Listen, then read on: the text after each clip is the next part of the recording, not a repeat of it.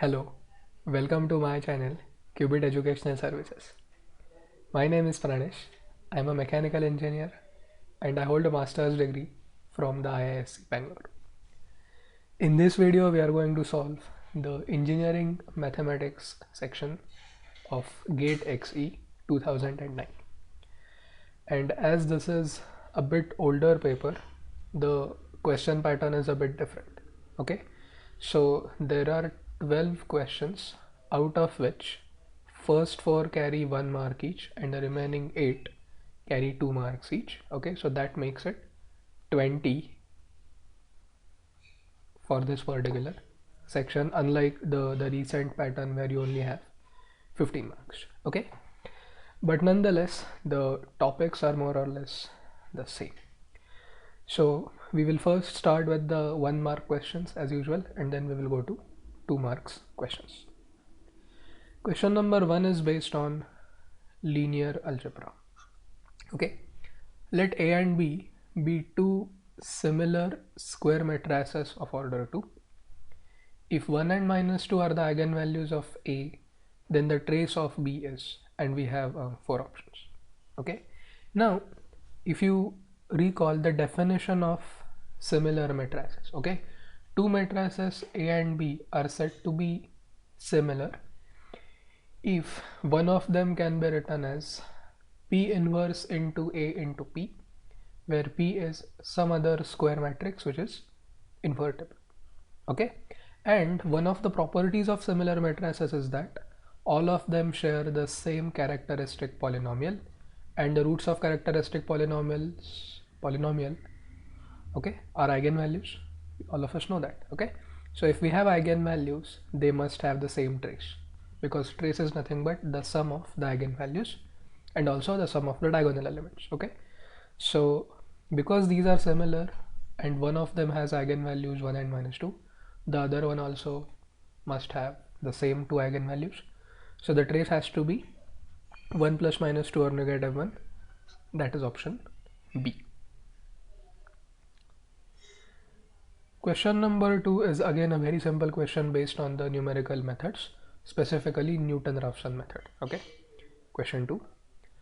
The root of ax plus b equal to 0, a and b are constants, can be found by the Newton-Raphson method with a minimum of 1 iteration, 2 iterations, 3 iterations, an undeterminable number of iterations. Pretty simple. Function is given, its derivative is a. Use the formula xn plus 1 is equal to xn minus f of xn upon f dash of xn. Okay, derivative in the denominator. So what is f of xn now? Axn plus b. Yes, and f dash of xn is a. Right, now if we split the terms here in the numerator, we will get xn minus xn, so this will go and we will get negative b by a. Okay, and because we already know that this is the root, okay, the correct option has to be 1 iteration. Okay, the root by the Newton-Raphson method can be found out with a minimum of 1 iteration.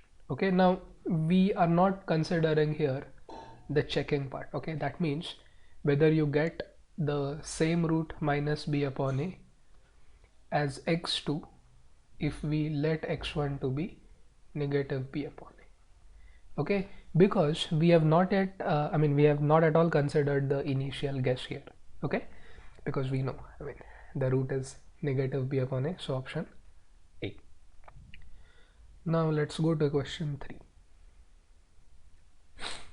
The solution u of the one-dimensional heat equation dA by u by dA by t equal to c squared dA by 2u by dA by x squared, where x is a real number or x belongs to the set of real numbers, with a Gaussian initial condition, travels with finite constant wave speed, travels with finite variable wave speed, spreads in both directions with the magnitude of the peak increasing with time, spreads in both directions with the magnitude of the peak decreasing with time.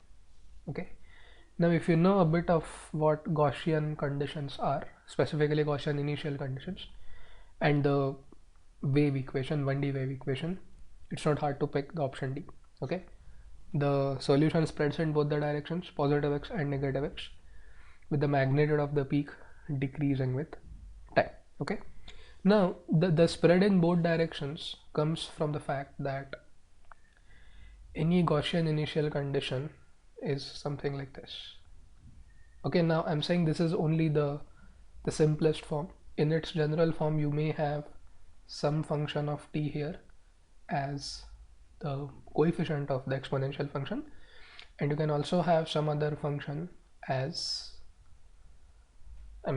some other function which is present in the exponent itself. Okay, fine. So what I've done is I've chosen a convenient example. Okay, and I know that this is actually a solution to this differential equation. Okay, you can try this by yourself, and the only change that I've done is usually we take initial condition when t is 0. Okay, but as of now let us take the initial condition to be something else. Okay, so let us take t naught, the starting point of t, which is greater than 0. Okay, now you can observe that when you let t to be t naught, this term becomes 1. Okay, and then you have ux initial value will be e to the power minus x squared upon 4c squared t naught, where c squared is this number here. Okay, fine, and you can now see that this is exactly in the form that we have written here. Specifically, f of t in our case is root of t naught upon t, and g of t is actually equal to minus 1 upon 4 c squared t. Okay, now you observe that if t tends to infinity, okay, we know that time always increases. Okay, so if t tends to infinity, 1 upon root t will tend to 0. Yeah, and what will happen to the exponential part? Okay, you'll find that it will also tend to 0. Okay, not difficult to see this now. If we have 1 upon t and if t is tending to infinity, just like 1 upon root t tended to 0, 1 upon t also tends to 0, and hence the correct option is t. Okay, now to convince ourselves, what I've done is I've plotted this particular function on the grapher. So what we're going to do is we're going to increase the value of time, the parameter t, and see what happens to the curve u of x comma t. Okay, I'm not going to change x here. Alright, so what I've done is I've taken c as 1. Okay, so c squared will also be 1, and I've taken t naught as 1. Okay, so by doing it, what we have got is 1 over root a into e to the power minus x squared upon 4a, and here a is denoting the time. Okay, a is t. Now what I'm going to do is I'm going to increase a, signifying that t tends to infinity. Now see what happens to the curve. If t tends to infinity, or if t starts increasing, then the curve becomes flatter and flatter. Okay, but nonetheless it maintains its symmetry about y-axis due to the term x squared, isn't it? So this confirms that the solution has the same behavior as we have marked in option D, which is the solution spreads in both the directions. Obviously we saw the spread with the magnitude of the peak decreasing with time. So both observations were made, hence it is option D. Okay, this question may seem unusual because when we study the partial differential equations and their solutions by the Fourier series method, we don't usually consider the Gaussian initial conditions. Okay, what we consider is either a constant initial condition or some function of x. Okay, let's say sin x, x or x squared. All right, yes, so that is question 3 based on PDEs. Let us now go to the last 1 mark question, question 4, which is based on Green's theorem. Okay, so you can consider it to be a question from vector integral calculus. Let C be the boundary of the square given by, well, basically a unit square. Okay, then the integral along a closed curve, which is the boundary, x dy minus y dx equals -2, 0, 1, 2. Now you have to be a bit careful here because usually dx comes first and then dy. Okay, but even if they write x dy minus y dx, that's totally fine. So in usual notations, we have u dx plus v dy. Okay, so u will be negative y and v will be x. Okay, Now, because it is a simple closed curve, we can actually apply the Green's theorem. Yes, okay. So in the scalar form, what we have is the line integral along the closed curve is equal to the surface or double integral of the curl of it, okay. And because the curl of our function is going to be along the positive z-axis, and the vector n cap is also along the positive z-axis, so this will be fine, okay. So what we will have as an integrand here will be the z component of the curl, which is dA by v by dA by x minus dA by u by dA by y. Yes, okay. Now this is something that you should know so that you will not waste time in actually identifying what those components are, okay. So dA by v by dA by x is 1 because v is x, and dA by u by dA by y is negative 1 because u is negative y. 1 minus 1, 2. 2 will come outside, and because if the integrand is 1, then we have to take the area. We have a square with side 1, so area will be 1 squared, which is 1, so 2. Option D, okay. Yes. Now we are considering anti-clockwise rotation,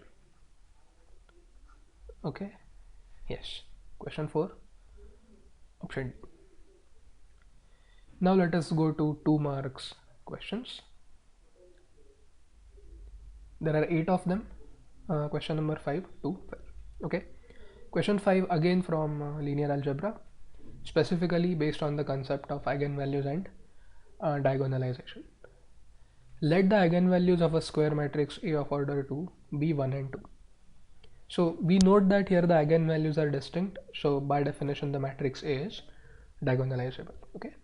The corresponding eigenvectors are 0.6, 0.8 and 0.8, negative 0.6 respectively. So the eigenvectors are not only linearly independent, but they are also orthogonal. Okay, you can check the dot product. It is 0 respectively. Then the element A22 is, okay. So what we now require is this particular element of the matrix A and not the remaining 3, okay. Now first of all, you need to understand that because the eigenvalues are distinct, this matrix can be diagonalized, and this equation will come to our rescue, okay. AC equal to CD, where D is the diagonal matrix of the eigenvalues of A, and the matrix C is the matrix of the eigenvectors, okay. So because we have written lambda 1 first, we have to write the eigenvector associated with lambda 1, so x1 and x2, okay. And note that because these eigenvectors are linearly independent, C is invertible only due to the linear independence of the eigenvectors, okay. Now if AC equal to CD, then post multiplying both sides by C inverse, what we'll get is A equal to CD into C inverse, isn't it? Now this relation is actually something which is going to help us in determining the element that we want, because on the left hand side we have got A, okay. Matrix C will be the one whose first column will be 0.6, 0.8, and then the second column will be 0.8, negative 0.6, okay. A diagonal matrix of the eigenvalues 1, 2, and then you have to now use the shortcut to find the inverse of this 2 by 2 matrix, okay. 1 upon determinant and the other stuff, okay, fine. And then if you perform the matrix multiplication, okay, you will get C into D as this matrix, and then I've incorporated this negative 1 inside, so this is now our C inverse, okay. And because we're interested in finding only A22, this element will only consider the second row of the prefactor and the second column of the post factor, okay. 0.8 into 0.8, 0.64, minus 1.2 into minus 0.6, 0.72, and if you add you will get 1.36, and this is option C, okay. See, now when this examination was conducted, Casio calculators were allowed, okay, which means you can actually find the inverse on the calculator itself, and you can even perform the matrix multiplication, okay. So as of now, because you don't have that facility in your calculator on screen, you cannot avail it, unfortunately, okay. but we have availed it because at our time the Casio calculators were allowed. But nonetheless, the calculations also aren't too lengthy, so 1.36 is the answer. Option C. Okay. Now it would be interesting to see whether these elements here are the ones that are present in the options. Okay, you need to find them out. Let's go to question 6. Now question 6 is based on the concept of Wronskian, okay, which is useful in finding the solution or the particular solution of ordinary differential equations with variable coefficients. Okay, the method of variation of parameters. Let y1 of x and y2 of x be two linearly independent solutions of the homogeneous differential equation. Okay, because the right hand side is 0. d2y by dx squared plus 6 upon x into dy by dx plus q of x into y equal to 0 for x belonging to the open interval 1, 3, where q of x is a continuous function in 1, 3. Fine. If the Wronskian of y1 of x and y2 of x at x equal to 1 denoted by w y1 y2 1 is 1. Okay, so the Wronskian is also 1. Then the value of the Wronskian at x equal to 2 is 1 upon 2 to the power 6, 1 upon 2 to the power 3, 1 upon 2 and 2. Okay, now most of us are not aware of the Wronskian and specifically its derivative. Okay, we know well how the Wronskian is defined, right? y1 y2 and y1 prime and y2 prime, the derivatives. Okay, this is how we define Wronskian, but we hardly ever think of the derivative of the Wronskian, and this is exactly what we are going to make use of to solve this problem. Okay, so if y1 and y2 are independent solutions, even if we substitute them separately in the equation, they will satisfy the equation. Yes, so that's what I've got here. Okay, now q is the only function apart from y which is not known here, so we will try to eliminate y. Well, eliminate, not y, sorry, eliminate q. Okay, now elimination of q of x will require the first equation to be multiplied by y2 and the second equation to be multiplied by y1 and then subtract. Okay, fine, so we'll get y2 into y1 double prime plus 6 upon x into y2 y1 prime plus q y1 y2 equal to 0. This as a result of multiplying the first equation by y2. Okay, second, if you multiply this by y1, you will end up getting this equation y1 y2 double prime plus 6 upon x y1 y2 prime plus q y1 y2 equal to 0.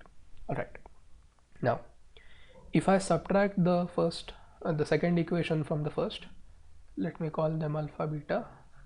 So if we do alpha minus beta, then what you will get is y2 y1 prime minus y1 y2 prime plus 6 upon x into bracket y2 y1 prime minus y1 y2 prime equal to 0, and this term will go, and that was the plan, right? Yes. Now, as I told you earlier in the introduction to this problem, the Wronskian is actually y1 y2 prime minus y1 prime y2. Okay, and its derivative when applied when found out by the product rule will yield to y1 y2 prime y2 double prime minus y1 double prime y2. Okay, let's check it. Apply the product rule here, y1 prime y2 prime plus y1 y2 double prime, and then you apply the product rule to this. Okay, y1 double prime y2 plus y1 prime y2. Okay, but because it has a negative sign, both these terms will acquire the negative sign, and this will lead to the cancellation of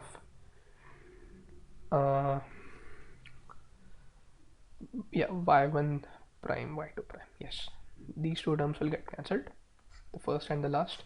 So what you will end up getting is y1 y2 double prime minus y1 double prime y2.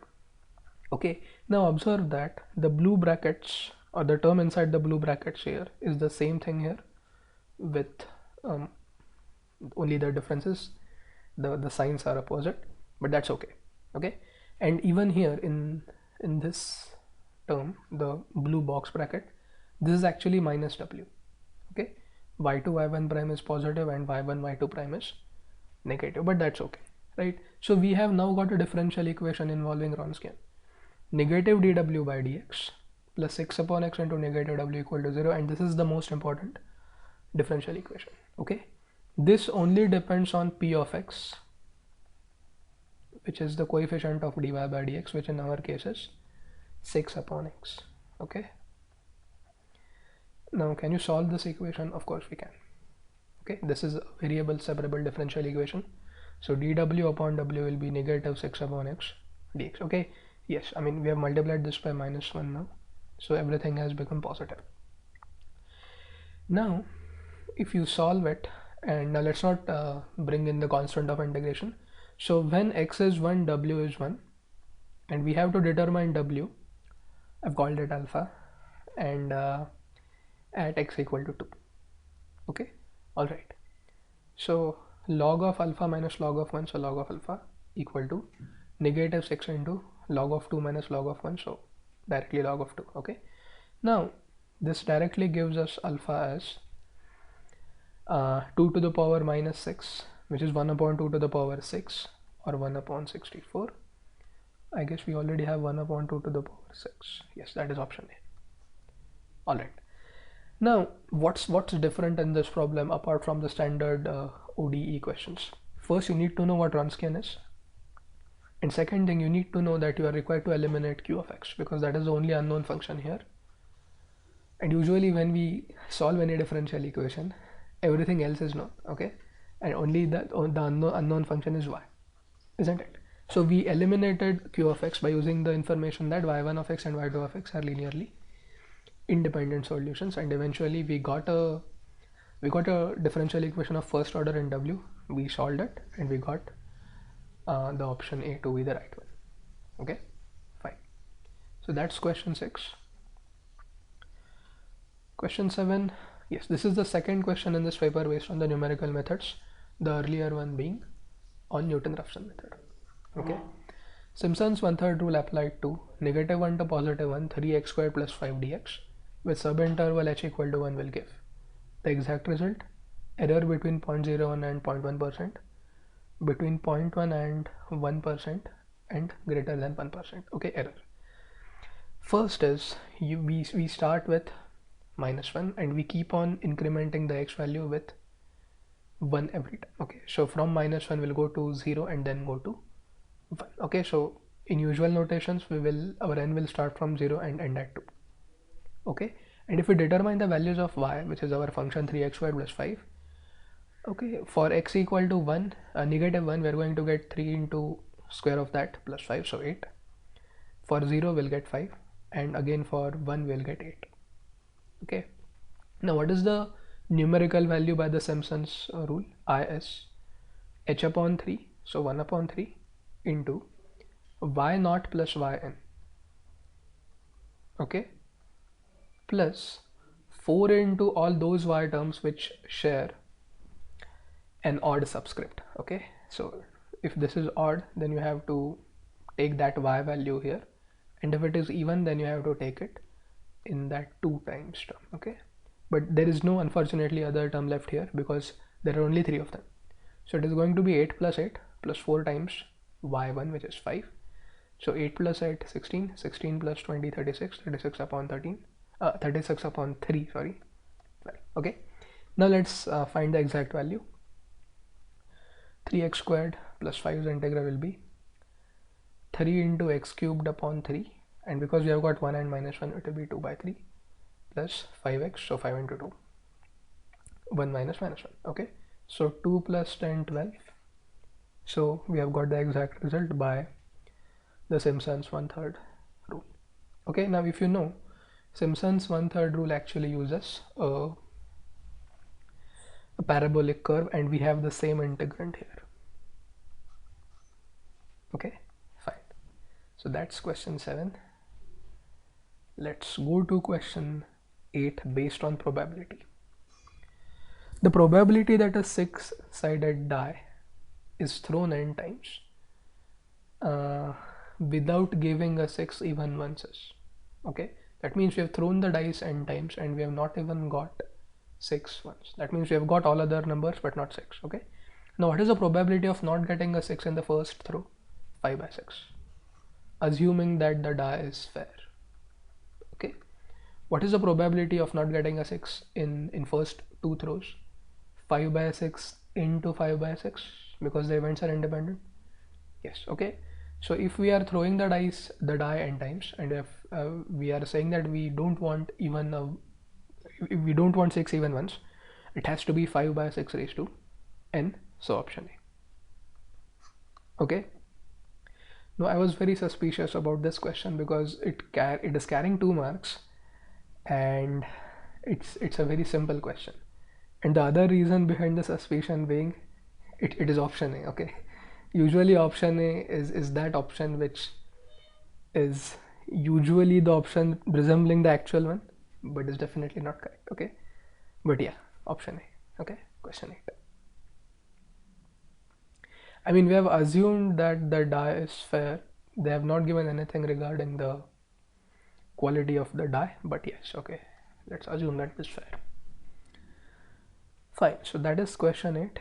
Let us now go to the remaining questions. Question 9 is also surprisingly very simple. Okay, based on complex differential calculus. If a complex function f u plus iv is analytic, then, and we have got 4 options, and you can very clearly see that this is based on Cauchy-Riemann equations. What are they? Da by u by da by x equal to da by v by da by y, and da by u by da by y equal to minus da by v by da by x. Okay, and what they have done in the options is they have selected all 4 partial derivatives and made them either the real and or the imaginary part of the LHS or the RHS. Okay, now this problem also makes use of the fact that 2 complex numbers z1 and z2 are equal if and only if the real parts are equal and the imaginary parts are equal. Okay, so by combining these two, we'll get option C. Okay, the real part is da by u by da by x of the LHS, and that's the same thing here. Okay, of the RHS, real part da by u by da by y, that is first Cauchy-Riemann equation. Let's go to the imaginary part of this LHS, da by v by da by x, and on the RHS we have got negative da by u by da by y, so that is the satisfaction of second Cauchy-Riemann equation, and the imaginary parts are equal, so option C. Okay, but you have to also understand that A, B and D are not right. Okay, fine, so question 9 fairly simple, option C. Question 10, again a very simple question from vector differential calculus. Okay, the earlier one was on integral calculus, Green's theorem, but this is from differential. Let u bar be minus omega y I cap plus omega x j cap, and v bar be omega z j minus omega y k cap, be 2 given vectors where omega is a constant. Then the divergence of u bar cross v bar equals. Step 1, find the cross product. Okay, u bar cross v bar I j k, components of u bar minus omega y omega x 0, then components of v bar 0, I mean there is no I component here, so 0, omega z minus omega y. Okay, so I cap into negative omega squared xy minus j cap into omega squared y squared plus k cap into minus omega squared y z. Okay, so you can take omega squared common with the negative sign. Now if you find the divergence, it will be the partial derivative of I component with respect to x, so y, partial derivative of the j component with respect to y, and partial derivative of the third component with respect to z. Okay, so all of them will turn out to be functions of y. And don't forget this negative omega squared, so it is negative omega squared into 4y. There is only one such option, that is D. Okay, yes, so minus 4 omega squared y is the correct option for question 10. Alright, see, if you incorrectly take this to be positive, if you forget that this is the minor actually is not equal to the cofactor but negative times that, then you will end up getting option A. Okay, yes, but that's not going to happen in this case because we have got all negative terms. All right, yes, so that is question 10. Question 11 is also a very simple one. Okay, I mean the way I have solved it, the infinite series summation m running from 1 to infinity negative 1 to the power mx squared upon 1 plus x squared to the power ms divergent for all x convergent only for x greater than or equal to 1, convergent for all x, divergent only for -1 less than or equal to x less than or equal to 1. Okay, now what I did was I considered x at 0. This is typically what I do when given an infinite series problem. Try the simpler cases. Okay, so if x is 0, then all terms will be 0 because of this. Yes. Now if all terms of an infinite series are equal to 0, then definitely the infinite series is going to converge. Okay, now we've got one real value where the series is convergent, so a is not right. Convergent only for x greater than or equal to 1. Our value 0 is less than 1, so b is also not right. And d is saying divergent only for -1 less than or equal to x less than or equal to 1, but again x belongs to this interval, so not c, so the only correct option is c. Okay, yes, so this is how I have solved it. You can use the tests to determine the radius of convergence. Okay, question 11, option C. Last question, question 12, based on the integral calculus of single variable scalar functions. Let f of x be continuous and satisfy the inequality m less than or equal to f of x less than or equal to uppercase m in the closed interval 1 to 10. Then mu, which is the integral of f of x into x squared from 1 to 10 upon integral of x squared from 1 to 10 satisfies mu less than or equal to 333 times m. 333 mu is greater than or equal to m. Mu is less than or equal to m, greater than or equal to small m. And d, mu is less than or equal to uppercase m upon 333 and greater than or equal to small m. Okay, see, now initially you may think that you are supposed to solve this problem with the help of integration by parts, but what I found out is that's not necessary. Okay, we start with the given inequality regarding the range of f, okay, m and m, and we also note that if x always lies between 1 and 10, x squared will always lie between 1 and 100, and more importantly x squared is going to be a positive number, obviously. Okay, yes, so we can actually multiply everything of this, every term of this inequality by x squared, and because it is not equal to 0, these inequality symbols will stay.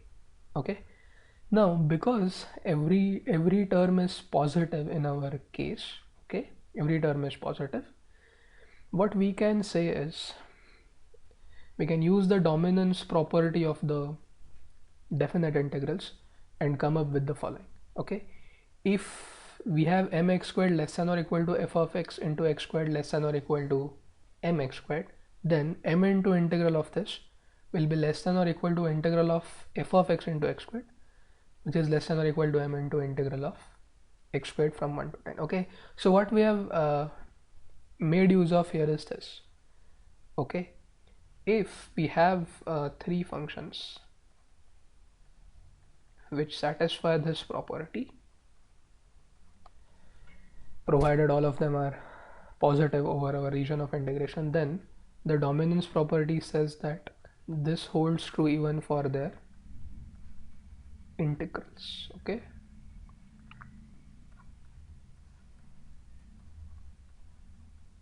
I've not written the differential part dx, but that's okay.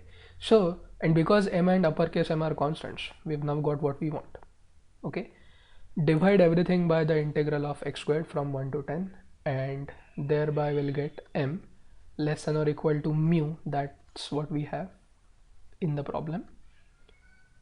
Okay, yes, this is mu, isn't it? In the numerator we have the definite integral of f of x into x squared, and in the denominator we have the definite integral of x squared, right? Yes, so m lowercase m less than or equal to mu less than or equal to uppercase m, which is option C. Okay, fine. So we solved all 12 questions from GATE 2009 XE. If you think my videos are helping you, then please consider subscribing to my YouTube channel. The link is on screen. Thank you.